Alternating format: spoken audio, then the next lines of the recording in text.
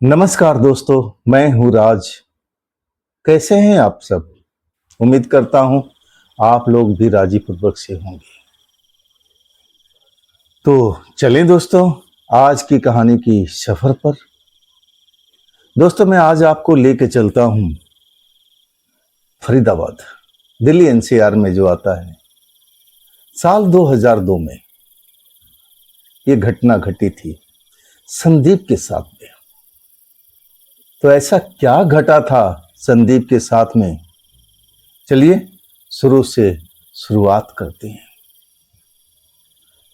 एक ऐसे घर की कहानी है, उस घर का जो इतिहास था, भरा पूरा परिवार था उस घर में, लेकिन एक साल के अंदर में 3 मौतें हो जाती है। 2 जवान और एक बूढ़े का। 2 जवान जिसमें उस घर की बहू और दूसरी बेटी और तीसरा उसका ससुर, यानी लड़की का पिता और बहू का ससुर। इसके बाद घर के लोग उस घर के छोड़ करके और अपने गांव लौट जाते हैं। आसपास के लोग तो उस घर का इतिहास जानते थे कि यहां पर क्या चल रहा था। सबका यही मानना था, इस घर पर किसी ने किया कराया है, कोई तंत्र मंत्र का जादू घर पर हुआ पड़ा है, और तब ये सब घटना उनके साथ में घटी है। चलो, जो घर था, घर के मालिक अब उस घर को छोड़कर अपने गांव शिफ्ट हो जाते हैं, घर को बेचने के बाद में। और जो घर खरीदता है उसको भी पता था उस घर का इतिहास के बारे में, और तभी तो घर सस्ते में खरीदा था। कुछ साल वो इंतजार करता है, जिस पोजीशन में रहता है उसी पोजीशन में छोड़ देता है। लेकिन कब तक छोड़ेगा भाई, पैसा तो लगाया है। अब फिर उस घर को तुड़वा करके और फिर नया घर का शुरुआत कर देता है, विधिवत पूजा पाठ करने के बाद में, कि चलो जो भी यहाँ पर बला थी, जो भी आत्माएं, दुष्ट आत्माएं, जादू टोना था, सब खत्म हो जाएगा, उसका मानना था। घर वहां पर अपने रहने के लिए नहीं, किराए के मकसद के लिए वो बना रहा था। उस घर में 4 कमरा नीचे, 4 कमरा ऊपर। नया नया शुरुआती घर बना हुआ था। पहला ही घर संदीप ने किराए पर लिया था। अपने 3 दोस्तों के साथ में रहा करते थे। जब उस नए घर में आए थे तो उनको ये पता नहीं था, क्योंकि वो घटना पुरानी हो चुकी थी। कौन बताता है भाई, किसको क्या पड़ी है? तो संदीप को उस घर का इतिहास का पता नहीं था। बड़ा खुश थे, नया घर मिल चुका था। अब पहला ही थे जो उस घर में प्रवेश किए थे, ग्राउंड फ्लोर पर। अब बाकी घर तो अभी खाली खाली था। 3 दोस्तों के साथ में उस घर में रहना शुरू करते हैं। उनके दोस्त और वो नाइट ड्यूटी करते थे, दिन भर अपने घर में सोते थे और फिर नाइट ड्यूटी पर निकल जाते थे। पूरा हफ्ता निकल जाता है, कुछ घर में नहीं होता है, क्योंकि ये सब खेल होता है, ये सब रात में होता है। भूत प्रेत की जो भी घटनाएं बनती हैं वो सब रात में बनती है, लेकिन वो लोग रात में तो उस घर में रहते ही नहीं थे। नाइट ड्यूटी चल रही थी और दिन भर सोते, दिन में तो कोई भूत प्रेत का मतलब ही नहीं था। लेकिन एक रात संदीप ड्यूटी नहीं जाते, उनका तबीयत कुछ सही नहीं लग रहा था। अपने दोस्तों से कहते हैं, भाई तुम लोग जाओ, आज मैं आराम करूंगा, मेरा मन नहीं कर रहा है, मेरी तबीयत ठीक नहीं है। दोस्त कहते हैं, तू अकेला कैसे रहेगा, चल वहीं पर हम हेल्प करेंगे, कुछ देखेंगे वहां पर। लेकिन संदीप कहते हैं, नहीं भाई, मेरी आज इच्छा बिल्कुल नहीं है। दोस्त चले जाते हैं और इसके बाद संदीप खाना पीना खा करके थोड़ा बहुत और फिर अपने बिस्तर पर जा के सो जाते हैं। रात के 11 बजे तक सब कुछ सही चल रहा था, लेकिन जैसे ही आधी रात होती है, रात का 12 बजता है, ऐसा लगता है कि उनके दोस्त लौट आए हैं। ऐसा उनको एहसास होता है। दरवाजे पर कोई आ करके खड़ा हो जाता है, एक नहीं, ऐसा लगता है कि दो तीन लोग होंगे। मतलब नींद खुल जाती है, दरवाजे पर दस्तक होता है तो जग जाते हैं संदीप। संदीप आवाज लगती है, यार तुम लोग क्यों छोड़ के नौकरी आ गए, ड्यूटी छोड़ के क्यों आ गए भाई? मैंने तुमको मना किया था ना, तुम लोग ड्यूटी करो। मेरी वजह से तुम लोग अपना नुकसान करके क्यों आए? आज की दिहाड़ी गई ना। उनको लग रहा था कि दरवाजे पर उनके दोस्त खड़े हैं। उठते हैं, जाके दरवाजा खोलते हैं, लेकिन वहां तो कोई था ही नहीं। क्या मतलब भाई? दाएं बाएं हर जगह पर देख लेते हैं, कौन हो सकता है? जब कोई नजर नहीं आता है ना तो वापस आ जाते हैं, सोचने लगते हैं। साल 2002 की ये बात है। और इसके बाद अपने बिस्तर पर, तबीयत सही नहीं था तो जाके लेट जाते हैं। शायद मेरा मन का भ्रम था, मुझे ऐसा ही लगा था। और फिर अपना मन का भ्रम समझ करके अब वो नींद में आ जाते हैं। दरवाजा कमरे का बंद था, लाइट जल रही थी। और तभी कुछ और आवाज कमरे के अंदर सुनाई देने लगती है। आंखें खुल जाती है। कौन है भाई हमारे कमरे में? कौन है? और जब आंखें खुल जाती है और जो देखते हैं, विश्वास नहीं होता। देखते हैं कि उनकी एक स्टूल था, लकड़ी का स्टूल, उस पर एक बूढ़ा आदमी बैठा हुआ है। बड़ी बड़ी उसकी दाढ़ी, सफेद बाल बिखरे हुए हैं और सफेद कपड़ा पहने हुए हैं। उनको लगा कि यह भी मेरा मन का भ्रम है। कई बार आंखें खोलते हैं, बंद करते हैं, लेकिन वो बूढ़ा उसी स्टूल पर बैठा हुआ और संदीप की तरह देख रहा था। हालत खराब हो गई। कोई भयानक सपना देख रहा हूं क्या? अभी मैं नींद में हूं क्या?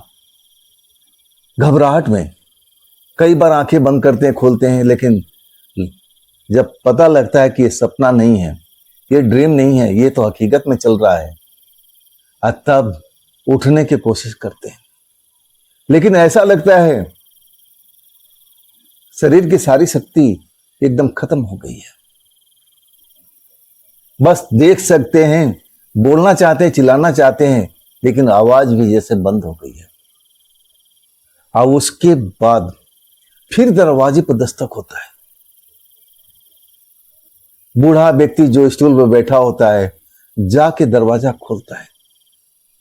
और तब एक थोड़ा एजेड लड़की, ऐसा लगता था कि 30 साल की होगी, और एक 20-22 साल की जवान लड़की कमरे में दाखिल हो जाती है। बूढ़ा लेकर के जहां संदीप सो रहे थे उसके चारों तरफ कुछ इशारा कर रहा, कुछ बात कर रहा, लेकिन बात कुछ समझ में नहीं आ रही है। आवाज ही समझ में नहीं आ रही थी कि क्या बात कर रहे हैं। खुसर फुसर खुसर फुसर। और इधर संदीप की हालत खराब था। उनको समझते देर नहीं लगी, इस घर में ये जो लोग दिखाई दे रहे हैं ना, ये असल में इंसान है ही नहीं, ये तो प्रेतात्मा है। ये घर क्या भूतहा है, हम लोग भूतहा घर में आ गए हैं। सब कुछ उनको एहसास होता है, डर के मारे बुरी हालत, लेकिन शरीर जो है ना उनका साथ नहीं देता है। ना तो वो चिल्ला सकते हैं, ना रो सकते हैं, ना उठ के भाग सकते हैं। लगभग 1 घंटा के आसपास वो लोग कमरे के हर कोने में जाते हैं, कभी दरवाजे के बाहर निकल जाते हैं और फिर अंदर आ जाते हैं। और तब तक यही दशा संदीप के साथ में रहती है। और इसके बाद बूढ़ा सिर्फ आता है संदीप के पास में। संदीप को जैसे रोता हुआ चला जाता है। संदीप तो डरे हुए थे कि अब मेरा क्या होगा, लेकिन उनको एहसास तक नहीं होता है कि उनको शरीर को रोकता हुआ बूढ़ा निकल गया। उनको दर्द का एहसास नहीं हुआ, ना कुछ भी हुआ। ऐसा लग रहा था कि हवा का झोंका हवा से भी हल्का, कुछ महसूस ही नहीं हुआ संदीप को। और इसके बाद वो दीवार में प्रवेश कर चुका था। ऐसे ही दोनों लड़कियां, एक एजेड और एक 20-22 साल की, वो लोग भी उसी दीवार में संदीप को रोकते हुए निकल जाते हैं। संदीप को जरा भी एहसास नहीं हो पाता कि वो हमारे शरीर से, मेरे शरीर को पार करते हुए अपने पैरों से कुचलते हुए निकल गए हैं। अब मुझे जरा भी एहसास नहीं होता है। वो भी दीवार में समा जाते हैं। और इसके बाद कुछ देर के बाद संदीप का जान में जान आता है। हाथ पैर हरकत करना शुरू करते हैं। और इसके बाद संदीप जल्दी से उठ के बैठ जाते हैं। कई बार दीवार की तरफ देखते हैं कि दीवार में कोई रास्ता है क्या, लेकिन कोई भी रास्ता नहीं था। खेल समझ में आ चुका था। ये सब जो अभी अभी दिखाई दिए हैं, इस घर में जो घूम रहे थे, आपस में बात कर रहे थे, इंसान तो थे ही नहीं, ये प्रेतात्मा थे। तो इस घर में कैसे आ गए? संदीप जब पूरी तरह से होश में, यानी शरीर में जान आ जाती है, और तब वो देर नहीं लगाते। दरवाजे से बाहर, सीधा बाहर आंगन में जाकर के भी उनको सुकून नहीं मिल रहा है। डर लग रहा है कि अब मैं क्या करूं, अब मैं कहां जाऊं। कहीं वो लोग फिर बाहर निकल के, दीवार से बाहर निकल के आ गए और मेरे को पकड़ लिया, तब क्या होगा? खौफ में भर गए थे। नंगे पैर थे, आधा कपड़ा पहने हुए, बनियान में, बस पजामा, और उसी में घर से बाहर निकल लेते हैं। कहां जाए समझ में नहीं आ रहा था। नई कॉलोनी, नई जगह, नया मकान, किसके पास जाए कुछ समझ नहीं आता। तो वहां से 5 किलोमीटर दूरी पर उनकी फैक्ट्री थी। 5 किलोमीटर जाता ही थी। उनको लगा कि बस मुझे कहीं नहीं जाना है, अपने फैक्ट्री में जाना है, अपने दोस्तों के पास जाना है, वहां पर मैं सुरक्षित रहूंगा। और वो रात में ही नंगे पैर चल देते हैं। जब गार्ड देखता है, पहचानता था, संदीप बाबू आप नींद में उठ के आ गए हो क्या? ना तो चप्पल, ना जूते, ना पूरा कपड़ा, बात क्या है साहब, आप घबराए हुए क्यों लग रहे हो? संदीप कहते हैं मेरे दोस्तों को बुला दो, बस मुझे उनसे मिलना है, बस आप जाओ जल्दी, मेरे दोस्तों को बुला दो।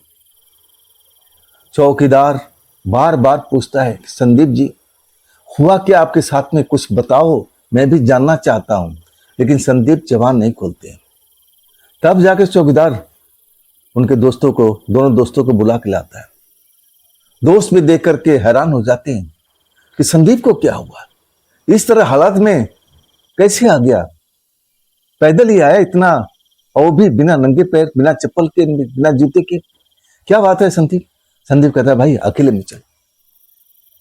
एकांत जगह पर जाते हैं और इसके बाद रात का जो भी कहानी है सब कुछ बता देते हैं। दोनों दोस्त भी डर जाते हैं और कहते हैं संदीप अब उस घर में इस वक्त तो नहीं जाना है, हम चलेंगे सुबह में, लेकिन चलेंगे सिर्फ सामान उठाने के लिए, हम उस घर में नहीं रहेंगे। जैसा तुमने बताया वो घर तो हॉन्टेड है। दोस्त भी समझदार थे, हम लोग को कॉलोनी में पूछताछ कर लेना चाहिए था। नया मकान बना हुआ है, हमें तो बिल्कुल लगा कि ये तो फ्रेश मकान है, लेकिन ये घर तो भूता है। सारी रात संदीप फैक्ट्री में बिताते हैं, चौकीदार के पास बैठ करके। चौकीदार को भी अपनी ये बात बाद में बता देते हैं कि भैया मेरे साथ में ऐसी घटना घटी है। चौकीदार भी वही राय देता है जो उनको दोस्तों ने राय दिया था कि बाबू उस घर में बिल्कुल मत रहना, सुबह जाओ कोई दूसरा मकान देखो और उस घर को खाली कर दो। आज तो तुम्हारे साथ में ऐसा हुआ, वो प्रेतात्माओं ने तुम्हारे साथ कुछ बुरा नहीं किया, लेकिन कल का क्या भरोसा, कल वही प्रेतात्माएं फिर निकल करके और तुम्हारे साथ कोई नुकसान पहुंचा दे, फिर क्या होगा? अब वास्तव में खेल तो समझ में आ गया था।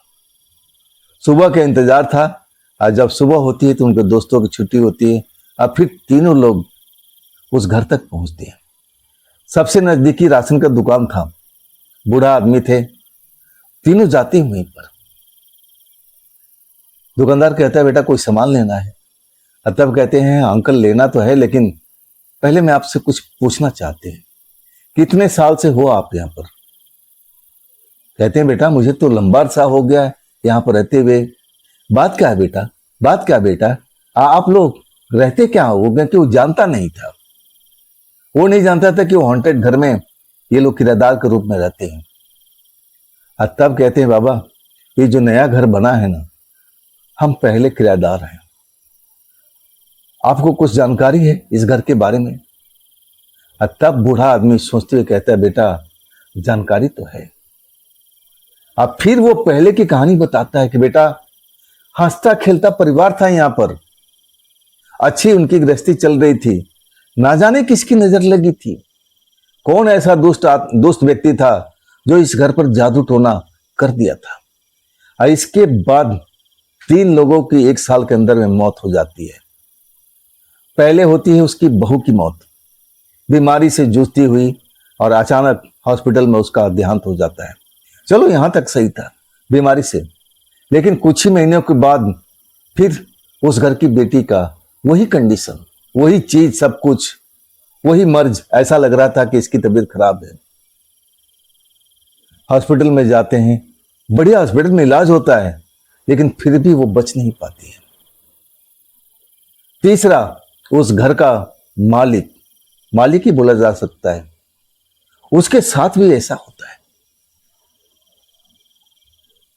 मरने से पहले अपने परिवार के जो भी बचे हुए सदस्य थे वो सबको बताता है कि देखो भाई, इस घर में आत्माएं आ चुकी है, इस घर को तुम लोग जितना जल्दी हो सके खाली कर दो।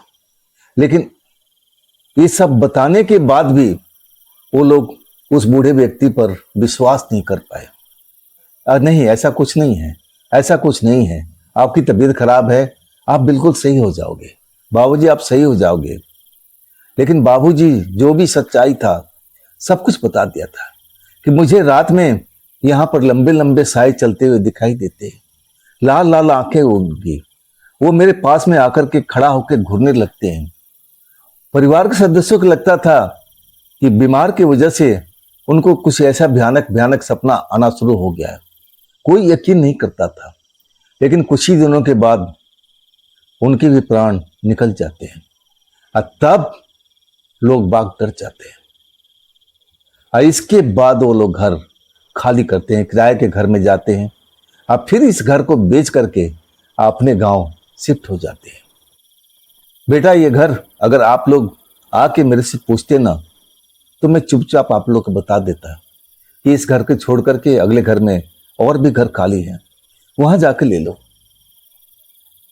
और तब जाके संदीप जो अंकल ने बताया था, वो उधर जाकर के नया घर उन्होंने हायर किया था, किराए पे लिया था, और उसी दिन सारा सामान जो भी था छोटा मोटा निकाल के ले गए थे। संदीप कहते हैं कि ऐसा जो मेरे साथ में रात में हुआ था, मैंने कभी सपने में भी नहीं सोचा था कि मैं भूत प्रेत का इतना करीब रहूंगा। जरूर मेरे अच्छे कर्म थे कि मैं उस रात बच गया। अगर मेरे अच्छे कर्म नहीं होते ना, तो शायद उस रात मेरे साथ में कुछ भी हो सकता है, कुछ भी हो सकता था। तो दोस्तों, ये थी संदीप की भेजी हुई अपनी आप बीती। कैसी लगी आपको कमेंट में जरूर बताइएगा। दोस्तों, अगर आपके पास भी ऐसी कोई घटना है, कहानी है जो आप मुझ तक पहुंचाना चाहते हो, तो आप देरी क्यों, आइए मेरे चैनल पर, मेरे इंस्टाग्राम पर आइए, मेरे व्हाट्सएप नंबर पर आइए, मेरे जीमेल अकाउंट पर अपनी कहानी को लिख भेजिए। दोस्तों, ये भी चैनल आप ही का है, इसको भी अपना प्यार दीजिए, दुलार दीजिए, लाइक कीजिए, सब्सक्राइब कीजिए, अपने दोस्तों को शेयर कीजिए, और हाइप वाले बटन को जरूर दबाइएगा। तो जल्दी ही इस चैनल पर मैं दोबारा आता हूं, एक नई घटना, एक नई कहानी के साथ में। आप लोग अपना ख्याल रखिएगा। नमस्कार।